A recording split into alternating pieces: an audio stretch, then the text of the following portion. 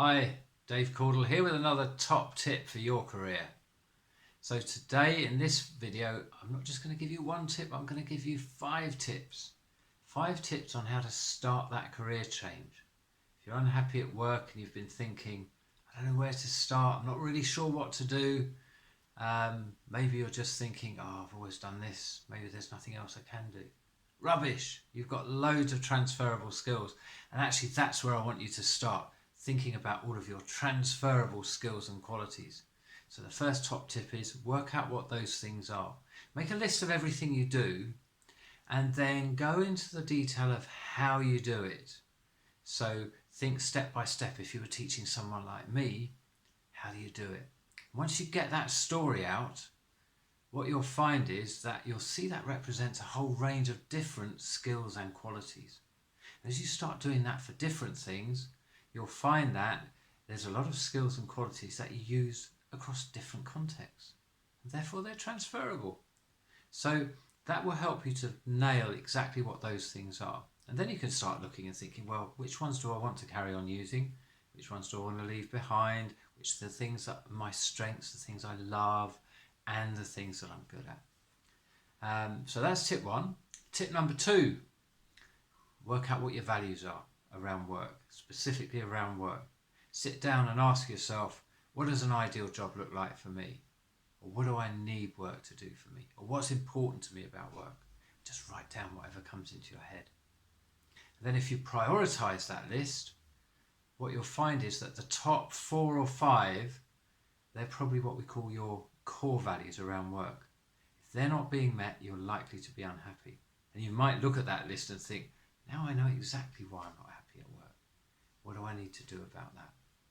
If you're still thinking about a career change, my top 3rd tip is just think about some options.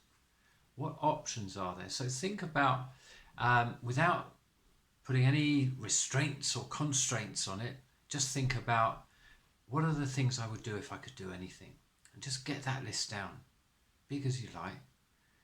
And then put it aside for a little while, maybe a day or so, and come back to it and start whittling it down and look at everything objectively, so that you start taking things off that you think maybe, do you know what?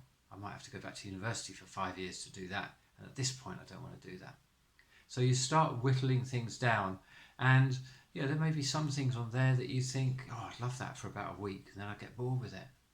But if you keep going through that process, you'll end up with 3 or 4 things, which is a manageable number of things for you to explore.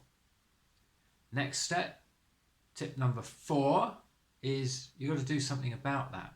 So when you start to identify options, go and start using your network to talk to people online and offline and generate conversations where you're saying to people, look, I'm not after a job from you, but I'd love the experience, the benefit rather, of the experience and expertise that you've got to help me understand how my skills might fit in to your type of organisation, your type of industry, and what the sort of roles are there that I could potentially bring my skills into.